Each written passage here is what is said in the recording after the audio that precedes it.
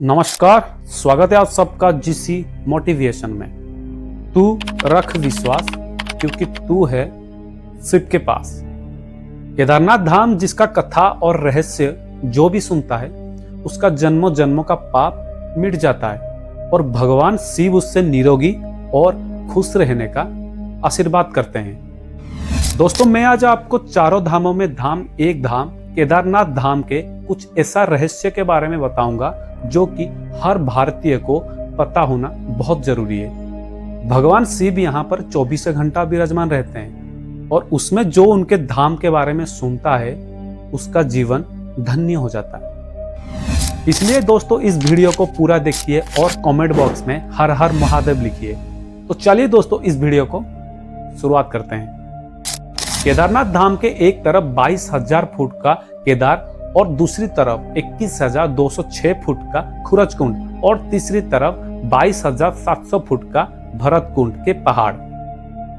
ना कि सिर्फ 3 पहाड़ बल्कि 5 नदियों का संगम भी है यहाँ पर। यहाँ मंदाकिनी, मधुगंगा, छीलगंगा, सरस्वती और स्वर्णगौरी है। नदियों में अलकानंदा की सहायक मंदाकिनी आज भी मौजूद है। इस नदियों के किनारे है केदारनाथ मंदिर। कहा जाता है कि विष्णु का 24वां अवतार एक नर और नारायण नाम के ऋषि का यहाँ पर तप भूमि है और दूसरी ओर बद्रीनाथ धाम जहाँ पर विष्णु विश्राम करते हैं। दूसरा रहस्य, केदारनाथ धाम का रहस्यमयी निर्माण। केदारनाथ मंदिर का निर्माण बड़े बड़े पत्थर, चट्टान और शिला से किया गया है। इन शिलाओं को आपस में जोड़ने के लिए इंटरलॉकिंग तरीका को अपनाया गया है जिसमें कोई भी सीमेंट इत्यादि को प्रयोग नहीं किया गया है। इसमें सबसे बड़ा रोचक तथ्य यह है कि केदारनाथ धाम समुद्र के तट से 22,000 फुट ऊंचाई पर अवस्थित है। इतनी अधिक ऊंचाई पर विशाल शिलाखंड को पहुंचाना और उनको इंटरलॉकिंग की तरीका से जोड़ना कोई मानव के लिए सक्षम नहीं है। आज तक इस रहस्य का खुलासा नहीं हो पाया कि इतनी ऊंचाई के ऊपर इन पत्थरों को पहुंचाने के बाद इस मंदिर को कैसे बनाया गया।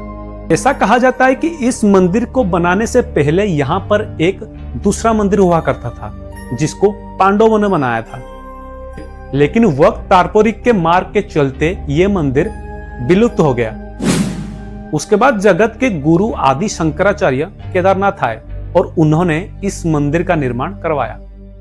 उस मंदिर के पीछे उनके समाधि है जो कि लगभग 8वीं शताब्दी का माना जाता है। पहली 10वीं शताब्दी में मालवा के राजा भूस द्वारा और 13वीं शताब्दी में मंदिर के जरूरत का द्वार करवाया गया। चौथा रहस्य, केदारनाथ शिवलिंग का स्थापना कैसे और क्यों हुआ। महाभारत के युद्ध के बाद पांडवों के ऊपर अपने भाई और संगे संबंधियों का हत्या का दोष लगाया गया और तब भगवान श्री कृष्ण ने उन्हें शिवजी से क्षमा मांगने का सुझाव दिया।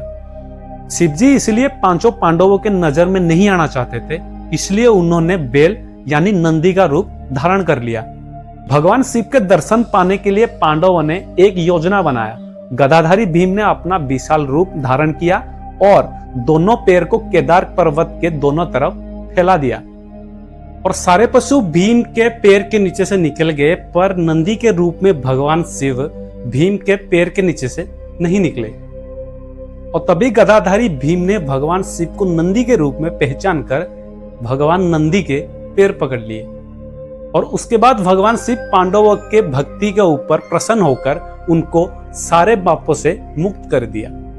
कहा जाता है कि तभी से वहां पर भगवान शिव को भैंस का पीठ की आकृति से पूजा किया जाता है और कहा जाता है कि इस भैंस का मुख नेपाल में निकला और वहां पर इस भैंस का मुख को पशुपति के नाम से पूजा किया जाता है।